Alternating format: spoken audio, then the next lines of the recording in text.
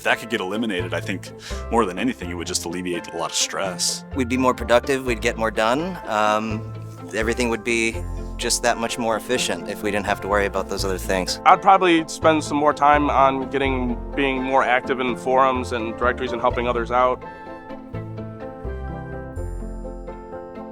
It would mean I could try things that I don't think would work.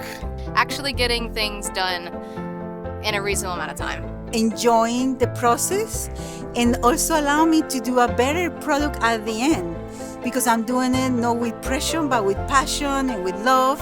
More time to make some more standards, some more starting points to save me from these one-offs that come up. If I could take a little more time to put in the design intent for these things so that I could come back and easily just put inputs versus starting from scratch every time. I think if we had more time to design we could release products faster, as well as release products that are that feel more finished. That'd be nice because that means I'm not doing other stuff, but